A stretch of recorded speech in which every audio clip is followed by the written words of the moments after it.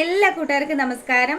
Serial മാനിയ variety സ്റ്റോറീസിന്റെ ഏറ്റവും പുതിയൊരു വീഡിയോയിലേക്ക് എല്ലാവർക്കും സ്വാഗതം കേട്ടോ. അപ്പൊ ഞാൻ എത്തിയിരിക്കുന്നത് ചെമ്പനീർ പൂവ് സീരിയലിന്റെ സൂപ്പർ ഹിറ്റ് വിശേഷമൊക്കെ ആയിട്ടാണ്. അപ്പൊ നേരെ നമുക്ക് സച്ചിയുടെയും രേവതിയുടെയും കഥയിലേക്ക് പോയാലോ. അങ്ങനെതാ നമ്മുടെ രവി ആണെങ്കിൽ പെൻഷന്റെ കാര്യങ്ങളൊക്കെ സംസാരിക്കാൻ വേണ്ടിയിട്ട് സാറിന്റെ അടുത്ത് ചെല്ലുകയാണ്. അപ്പം അയാളും അയാളുടെ ഭാര്യയും കൂടി ചേർന്ന് മനഃപൂർവ്വം പെൻഷന്റെ പൈസ തരാതെ തടഞ്ഞു വെച്ചിരിക്കുകയാണ് എന്നുള്ള കാര്യമൊക്കെ രവിക്ക് മനസ്സിലാകുകയാണ്. അപ്പൊ ഇനിയിപ്പോ എന്ത് ചെയ്യാനാണ്, താൻ എങ്ങനെയെങ്കിലും അത് മേടിച്ചെടുക്കും എന്നുള്ള കാര്യം രവി അയാളുടെ മുഖത്ത് നോക്കി പറയുമ്പം എന്തൊക്കെ ചെയ്തിട്ടും ഒരു പ്രയോജനവും ഇല്ല. തൻ്റെ മകൻ അന്ന് ആ റിട്ടയർമെന്റ് ഫംഗ്ഷന് എന്നോട് കാണിച്ച ക്രൂരത, അതൊന്നുകൊണ്ട് മാത്രമാണ് ഞാൻ ആ പെൻഷൻ പൈസ തരാതെ തടഞ്ഞു വെച്ചിരിക്കുന്നത് എന്നുള്ള കാര്യം പുള്ളിക്കാരൻ പറയുക. അപ്പം ഇനി മറ്റു മാർഗങ്ങളൊന്നുമില്ല, തൻ്റെ മകൻ വന്ന് എൻ്റെ കാല് പിടിക്കണം, കാല് പിടിച്ചാൽ മാത്രം ഇതുവരെ തനിക്ക് തരാനുള്ള പെൻഷൻ തുക അത് അനുവദിക്കുകയുള്ളൂ എന്ന് തന്നെ സാറ് പറയുമ്പോഴത്തേക്കിനും രവി ആണെങ്കിലോ അയാളെ വെല്ലുവിളിക്കുകയാണ്. അതെ, എന്തൊക്കെ വന്നാലും എത്രയൊക്കെ കഷ്ടപ്പെടേണ്ടി വന്നാലും ഒരുപാട് അധ്വാനിച്ചുണ്ടാക്കിയ കാശാണ്, അതുകൊണ്ട് ഞാൻ ആ തുക അത് ഞാൻ തന്നെ മേടിച്ചിരിക്കും, അതിന് ഏതറ്റം വരെ പോകാൻ പറ്റുമോ അത്രയും ഞാൻ സഞ്ചരിക്കുമെന്നുള്ള കാര്യമൊക്കെ പുള്ളിക്കാരൻ അങ്ങ് പറയുകയാണ്. അങ്ങനെ രവി അവിടെ നിന്ന് ഇറങ്ങി. അപ്പം നേരെ പോകുന്നത് വീട്ടിലേക്കാണ്. ഈ സമയത്താണെങ്കിലോ നമ്മുടെ ആ ഒരു സാറിന്റെ മകളുണ്ടല്ലോ വർഷ, അപ്പൊ പുള്ളിക്കാരി വെച്ചങ്ങ് പിടിക്കുകയായിരുന്നു. നല്ല സ്പീഡിലാണ് വണ്ടി ഓടിച്ചു പോകുന്നത്. എത്രയും പെട്ടെന്ന് തന്നെ ഡബ്ബിംഗ് സ്റ്റുഡിയോയിൽ എത്തണം. അതിന് വേണ്ടിയിട്ട് അവള് നല്ല സ്പീഡിൽ അങ്ങ് പോകുന്ന സമയത്ത് ശ്രീകാന്ത് ഉണ്ട് കേട്ടോ, ഇവളുടെ പുറകെ ബൈക്ക് ഓടിച്ചു വരികയാണ്. അപ്പൊ ആ സമയമാണെങ്കിലോ വഴിയെ പോകുന്ന ഒരു വല്യമ്മയെ ഈ വണ്ടി ചെന്ന് ഇടിക്കുകയാണ്. വല്യമ്മയാണെങ്കിലോ അവിടെ തറയിൽ വീണു. എന്നിട്ട് ഈ പെങ്കൊച്ച് തിരിഞ്ഞു പോലും നോക്കാതെ സ്പീഡിൽ അങ്ങ് വെച്ച് പിടിക്കുമ്പം ശ്രീ അവിടെ ഇറങ്ങി ആ അമ്മയ്ക്ക് വേണ്ടുന്ന കാര്യങ്ങളൊക്കെ ചെയ്തു കൊടുക്കുക. അപ്പം അമ്മ ഇങ്ങനെ ഇടിച്ചിട്ടതിന്റെ പേരിൽ എന്തായാലും അവളെ വെറുതെ വിടാൻ പറ്റില്ലല്ലോ. അപ്പൊ അവിടെ കൂടിയ കുറച്ച് നാട്ടുകാരൊക്കെ പറയുന്നുണ്ട്, മോനെ നീ വിഷമിക്കൊന്നും വേണ്ട, ഈ അമ്മയുടെ കാര്യം ഞങ്ങൾ നോക്കിക്കോളാം, ആ അവളെ പെട്ടെന്ന് തന്നെ പിടിക്കണമെന്ന് പറഞ്ഞ് ശ്രീയെ പറഞ്ഞയക്കുമ്പോൾ ശ്രീ ആ പെണ്ണിന് പിന്നാലെ ചെല്ലുകയാണ്. അപ്പം ചെല്ലുമ്പം അവളാണെങ്കിൽ ആദ്യം ഒന്നും സൈഡേ കൊടുക്കുന്നില്ല. അങ്ങനെ ഒരുവിധം അവളെ ഓവർടേക്ക് ചെയ്ത് വണ്ടി അവിടെ നിർത്തിച്ച പാടെ തന്നെ ആ പെണ്ണ് ചോദിക്കുന്നുണ്ട്, എന്താണോ തനിക്ക് എന്താ പ്രശ്നമെന്ന് ചോദിക്കുമ്പം ഇവള് ഫുള്ളും ഫേസ് കവർ ചെയ്താട്ടോ യാത്ര ചെയ്യുന്നത്. അതുകൊണ്ട് തന്നെ ഇവളുടെ ഫേസ് ശരിക്കും ഇവന് മനസ്സിലാകുന്നില്ല. അപ്പം വർഷ പറയുന്നുണ്ട്, അതെ അമ്മയെ ഇടിച്ചിട്ടെങ്കിൽ അത് ആരാന്ന് വെച്ചാൽ ആശുപത്രി കൊണ്ടുപോയിക്കോളും, ഞാൻ എന്തായാലും അതിന് പിന്നാലെ ഒന്നും പോകാൻ എനിക്ക് നേരെയില്ല. ദേ എനിക്കിപ്പം ജോലി സ്ഥലത്ത് പോകാനുണ്ട്, അതുകൊണ്ട് എന്നെ എൻ്റെ പാട്ടിന് വിടെന്നും പറഞ്ഞ് ഇവൾ ബഹളം വെക്കുമ്പോഴത്തേക്കിനും അവിടെ ആൾക്കാരങ്ങ് കൂടുകയാണ്. എന്താ ഇവിടെ പ്രശ്നമെന്ന് പറയുമ്പം വഴിയരികെ കൂടെ നടന്നു പോയ ഒരു വല്യമ്മയെ ഇടിച്ചിട്ടിട്ടാണ് ഇവൾ ഈ കണ്ട വർത്തമാനമൊക്കെ പറയുന്നതെന്ന് മനസ്സിലാക്കുമ്പോഴത്തേക്കിനും നാട്ടുകാർ മുഴുവനും വർഷയുടെ പിന്നാലെ തിരിഞ്ഞു.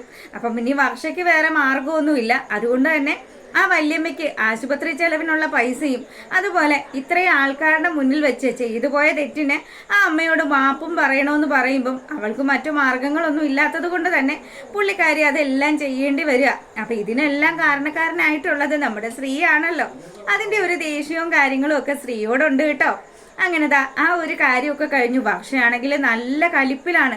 അപ്പം തിരികെ അവള് വീട്ടിലെത്തുമ്പോഴത്തേക്കിനും, അല്ല മോളെ നീ ഇവിടുന്ന് ഭയങ്കര ധൃതിയിട്ട് പോയതാണല്ലോ, അതും ബ്രേക്ക്ഫാസ്റ്റ് പോലും കഴിക്കാതെ, എന്താ നീ പോയിട്ട് മടങ്ങി വരുന്നേന്ന് ചോദിക്കുമ്പം അമ്മ ഒന്നും പറയണ്ട, ഒരുത്തൻ എന്നെ ഇന്ന് ശല്യം ചെയ്തു, അവൻ നാട്ടുകാരുടെ മുന്നിൽ വെച്ച് എന്നെ നാണം കെടുത്തി എന്നൊക്കെ പറയുമ്പം എന്താ പറ്റിയെന്ന് ചോദിക്കുകയാണ്.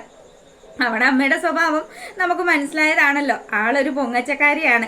അങ്ങനെ പുള്ളിക്കാരി ചോദിക്കുന്നുണ്ട്, എന്താ പറ്റിയത്, എൻ്റെ മോളെ ഈ നാട്ടിൽ ആരാ ചോദ്യം ചെയ്യാനും വേണ്ടി വളർന്നതെന്നൊക്കെ ചോദിക്കുമ്പോൾ എനിക്കറിയില്ലമ്മേ, അതെ വഴിയരികിൽ ഏതോ ഒരു വല്യമ്മ, അത് ഞാൻ ബ്രേക്ക് പിടിക്കുന്നതിന് മുന്നേ വല്യമ്മ അവിടെ അലച്ചു വീണു, അത് ഞാൻ ഇടിച്ചിട്ടതാണ് എന്നും പറഞ്ഞ് അവൻ എന്നെ ചേസ് ചെയ്ത് എൻ്റെ പിന്നാലെ വന്ന് വലിയ ഷോ ഇറക്കി. അത് മാത്രമല്ലമ്മേ, നാട്ടുകാരുടെ മുന്നിൽ വെച്ച് എന്നെ അപമാനിച്ചു, ഇനി ഇതിൽ പരം ഒരു നാണക്കേട് എനിക്ക് വരാനില്ല എന്നും പറഞ്ഞ് ഇവൾ ഇങ്ങനെ കാര്യങ്ങൾ സംസാരിക്കുമ്പം അവന്റെ എന്തെങ്കിലും ഡീറ്റെയിൽസ് അറിയാവോ എന്ന് ചോദിക്കുമ്പം ആ കള്ളന്റെ വണ്ടി നമ്പർ ഞാൻ നോട്ട് ചെയ്തിട്ടുണ്ട്. എന്നാ പിന്നെ എന്താ പ്രശ്നം, അവനെ നമുക്ക് കണ്ടുപിടിക്കാം, ഏതവനാണെങ്കിലും എൻ്റെ മകളെ നാണം കെടുത്തി അവനെ ഞങ്ങൾ ശരിയാക്കിക്കോളാം എന്നും പറഞ്ഞ് അമ്മ അവന്റെ വണ്ടി നമ്പർ എഴുതി വാങ്ങുകയാണ്. ദേ ഭർത്താവിന്റെ അടുത്ത് ചെന്നിട്ട് പറയുന്നുണ്ട്, മനുഷ്യ നിങ്ങളിതേ ഇപ്പൊ തന്നെ ആ RTO ഓഫീസിലേക്ക് വിളിച്ചിട്ട് കാര്യങ്ങൾ പറയണം, ഈ വണ്ടി നമ്പർ ആരുടേതാണെന്ന് കണ്ടെത്തി അവനെ എത്രയും പെട്ടെന്ന് തന്നെ എൻ്റെ മകളുടെ മുന്നിൽ കൊണ്ടുവരണം. ഇനി ഇങ്ങനെയുള്ളൊരു സാഹചര്യം എൻ്റെ മോള് അനുഭവിക്കാൻ പറ്റില്ല എന്നും പറഞ്ഞ് അമ്മ അങ്ങനെ വാശി പിടിച്ച് നിൽക്കുകയാണ്. അപ്പൊ ഈ സമയത്താണെങ്കിലോ അവരുടെ ഭർത്താവ് ഇവർ പറഞ്ഞ കാര്യങ്ങളെല്ലാം അതേപടി തന്നെ ചെയ്യുക കേട്ടോ. അങ്ങനെ വണ്ടി നമ്പറൊക്കെ ചേസ് ചെയ്യുന്ന ആ ഒരു സമയത്താണെങ്കിലും നമ്മളെ കാണിക്കുന്നത് സച്ചിയും രേവതിയുമാണ്. അപ്പം നമ്മൾ എല്ലാവരും ആഗ്രഹിച്ചിരിക്കുന്നത് ഇവരുടെ ഈ ഒരു കോമ്പിനേഷൻ സീനുകളാണല്ലോ. അങ്ങനെ വണ്ടിയിൽ യാത്ര ചെയ്യുമ്പോഴത്തേക്കിനും നമ്മുടെ ആദിക്കുട്ടനാണെങ്കിൽ ഭയങ്കര കലപില സംസാരമാണ്. അപ്പം ആദ്യം നന്നായിട്ട് ബോധിച്ചു നമ്മുടെ സച്ചിക്കും രേവതിക്കും ഒക്കെ. അങ്ങനെ നമ്മുടെ രേവതി ചോദിക്കുന്നുണ്ട്, അല്ല അമ്മ ഇപ്പൊ എങ്ങോട്ടാ പോകുന്നത്? മോളെ, എൻ്റെ മോളുടെ കല്യാണമൊക്കെ ഫിക്സ് ചെയ്തിട്ടുണ്ട്, ലവ് മാരേജ് ആണ്. അതുകൊണ്ട് തന്നെ അവൾക്ക് ഞങ്ങളുടെ കുടുംബക്ഷേത്രത്തിൽ വന്ന് വഴിപാടൊന്നും ചെയ്യാൻ താല്പര്യം ഉണ്ടാവില്ല. പക്ഷെ അവളുടെ അമ്മയാണല്ലോ ഞാൻ, എനിക്ക് എന്തായാലും അത് ചെയ്യാതിരിക്കാൻ പറ്റില്ല. ഞാൻ അതുകൊണ്ട് എൻ്റെ അനുജത്തിയുടെ വീട്ടിലേക്ക് പോവാണ്. കുടുംബക്ഷേത്രത്തിൽ പോയി ചില വഴിപാടും കാര്യങ്ങളും ഒക്കെ ചെയ്യണം. അതിനു വേണ്ടിയാണ് മോനും ഞാനും കൂടി പോരുന്നത് എന്നുള്ള കാര്യം പറയാണ്. അപ്പോൾ ഉടനെ തന്നെ ആ അമ്മ ചോദിക്കുന്നുണ്ട്, അല്ല മോളെ, മോളുടെയും ഈ മോന്റെയും ലവ് മാരേജ് ആണോ എന്ന് ചോദിക്കുമ്പം രണ്ടുപേരും പരസ്പരം ഒന്ന് നോക്കുന്നുണ്ട് കേട്ടോ. ലവ് പൊരിഞ്ഞ ഇടിയാണെന്നുള്ളത് ആ അമ്മയ്ക്ക് അറിയില്ലല്ലോ. അങ്ങനെ ഇവര് അങ്ങോട്ടും ഇങ്ങോട്ടും നോക്കുമ്പം എന്താ മോളെ മിണ്ടാത്തത്? ലവ് മാരേജ് ഒന്നും അല്ലമ്മേ, അറേഞ്ച്ഡ് തന്നെയാണ് എന്നും പറഞ്ഞ് രേവതി ചെറുതായിട്ടൊന്ന് ചിരിക്കുകയാണ്. അപ്പൊ അങ്ങനെ നമ്മുടെ ശ്രുതിയുടെ അമ്മ പറയുന്നുണ്ട്, മോളെ ഇത് മാത്രമല്ല, അമ്പലത്തിൽ ചെന്ന് കഴിഞ്ഞിട്ട് എൻ്റെ മോൾക്ക് വിവാഹത്തിന് ഉടുക്കാൻ വേണ്ടിയിട്ട് പറ്റിയ ഒരു സാരിയും എനിക്ക് സെലക്ട് ചെയ്യണം. അതിൻ്റെയൊക്കെ കാര്യങ്ങളും ഒക്കെ ആയിട്ട് ഞാൻ ആകെ ടെൻഷൻ അടിച്ചിരിക്കുകയാണ്. അവൾക്ക് ഞാൻ വാങ്ങിച്ചത് ഒരു പക്ഷെ ഇഷ്ടപ്പെട്ടില്ലെങ്കിലോ എന്നുള്ളൊരു പേടി എനിക്കുണ്ട് എന്നൊക്കെ പറയുമ്പം അമ്മയുടെ മോളുടെ കളർ എങ്ങനെയാ, നല്ല നിറമുള്ള കുട്ടിയാണോ എന്നൊക്കെ ചോദിക്കുകയാണ് രേവതി. അതെ, ഫോണിൽ ചിലപ്പോൾ ഫോട്ടോ കാണും. അപ്പം നമ്മുടെ ആദ്യമാണെങ്കിൽ ഫോണിൽ ഇരുന്ന് ഇങ്ങനെ കുത്തിക്കൊണ്ടേ ഇരിക്കുകയാണ്. ചേച്ചി നമുക്കൊരു സെൽഫി എടുത്താലോ ചേച്ചി എന്ന് ചോദിക്കുമ്പം അതിനെന്താ സെൽഫി എടുക്കാമല്ലോ, ആദ്യം മോൻ്റെ ചേച്ചിയുടെ ഫോട്ടോ എന്ന് കാണിച്ചേ, ആൻറ്റി ഒന്ന് നോക്കട്ടെ എന്നും പറഞ്ഞ് രേവതി ഫോണ് സെർച്ച് ചെയ്യാൻ തുടങ്ങുമ്പോഴത്തേക്കിനും പെട്ടെന്ന് തന്നെ നമ്മുടെ ശ്രുതിയുടെ അമ്മ ഫോൺ വാങ്ങിച്ചിട്ട് അവരിങ്ങനെ ഫോൺ ഇങ്ങനെ ചെക്ക് ചെയ്തോണ്ടിരിക്കുക. ഫോട്ടോ ഒന്നും നോക്കിയിട്ട് കാണുന്നുമില്ല. അപ്പോഴത്തേക്കിനും ആ ഫോണിന്റെ ചാർജും ഇങ്ങനെ തീരുക കേട്ടോ. പക്ഷെ ആ സമയം മുഴുവനും നമ്മൾ പ്രേക്ഷകരെ ആകാംക്ഷയുടെ മുൾമുനയിൽ നിർത്തുകയാണ്. ശ്രുതിയുടെ പിക്ചറാണല്ലോ ഫോണിലുള്ളത്.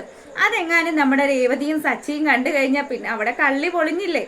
പക്ഷെ അതിങ്ങനെ, അത് അവരുടെ ഒരു സീക്രട്ട് ആണല്ലോ, അതുകൊണ്ട് തന്നെ അവരത് കാണിക്കുന്നില്ല. അപ്പം ആ ഒരു കാര്യം കഴിയുമ്പോഴത്തേക്കിനും ഫോൺ സ്വിച്ച് ഓഫ് ആയി പോയതും അമ്മ ആദ്യം വഴക്ക് പറയാണ്, മോനെ എന്ത് പണിയാ നീ കാണിച്ചത്? അച്ഛൻ അമ്മമ്മ പറഞ്ഞതല്ലേ, ദേ ഫോണ് ചാർജ് ഉണ്ടാവണം, എപ്പോഴും ഇങ്ങനെ ഗെയിം കളിച്ച് കുത്തി കളിച്ച് നടക്കല്ലേ എന്നുള്ള കാര്യമൊക്കെ. അപ്പൊ ആദ്യം പറയുന്നുണ്ട്, അത് പോരുന്ന സമയത്ത് അതിന് വലിയ ചാർജൊന്നും ഉണ്ടായിരുന്നില്ലല്ലോ, സാരമില്ല, നമുക്ക് അവിടുത്തെ വീട്ടിൽ പോയിട്ട് കുത്തിയിടാന്നും പറഞ്ഞ് കൊച്ചിങ്ങനെ പറയാണ്. അങ്ങനെ അവർ രണ്ടുപേരും ഇറങ്ങേണ്ടത് സ്റ്റോപ്പ് ആയപ്പോഴത്തേക്കിനും രണ്ടുപേരും നമ്മുടെ രേവതി ആൻറ്റിക്കും സച്ചിയങ്കിളിനും ഒക്കെ ഹായ് കൊടുത്ത് അവിടുന്ന് ഇറങ്ങുക കേട്ടോ. അപ്പൊ ഈ സമയത്താണെങ്കിലോ നമ്മളെ കാണിക്കുന്നത് RTO ഓഫീസിൽ നിന്നും വണ്ടി നമ്പറും ഡീറ്റെയിൽസും ഒക്കെ പൊക്കി. അപ്പൊ പുള്ളിക്കാരനാണെങ്കിലോ മകളോട് പറയുന്നുണ്ട്, മോളെ ഇത് നമ്മൾ ഉദ്ദേശിക്കുന്ന പോലെയൊന്നും അല്ല, അഡ്രസ്സും കാര്യങ്ങളും ഒക്കെ പരിശോധിച്ചപ്പോൾ നമ്മുടെ രവിയുടെ അഡ്രസ്സാണ്, മിക്കവാറും ഇത് രവിയുടെ മകൻ തന്നെ ആയിരിക്കും എന്നുള്ള ഒരു കാൽക്കുലേഷനിലാണ് ആ സാറ് നിൽക്കുന്നത്.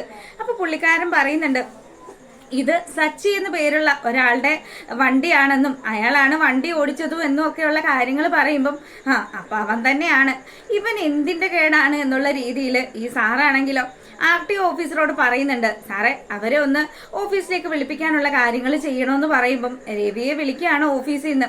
അങ്ങനെ രവി ഫോൺ എടുത്തു. എൻ്റെ പെൻഷൻ എങ്ങാനും ശരിയായി കാണും, അതായിരിക്കും സാറ് തന്നെ വിളിക്കുന്നത് എന്ന് വിചാരിച്ച് ഫോൺ എടുക്കുമ്പോഴത്തേക്കിനും സാറ് പറയുന്നുണ്ട്, അതെ നീ ഒന്ന് ഓഫീസ് വരെ വരണം, രവിയോട് എനിക്ക് കുറച്ച് കാര്യങ്ങൾ സംസാരിക്കാനുണ്ട് എന്ന് പറയുമ്പം ഇനിയിപ്പം ഞാൻ ലേബർ കോർട്ടിൽ എങ്ങാനും പോയാൽ പ്രശ്നമാകുമല്ലോ എന്ന് വിചാരിച്ച് സാറ് തന്നെ തീരുമാനം മാറ്റിയതായിരിക്കും എന്ന് വിചാരിച്ചുകൊണ്ട് രവി ഓഫീസിലേക്ക് വരിക. അപ്പൊ ചന്ദ്രയ്ക്കാണെങ്കിലും വലിയ സന്തോഷമൊക്കെ ആയി കേട്ടോ.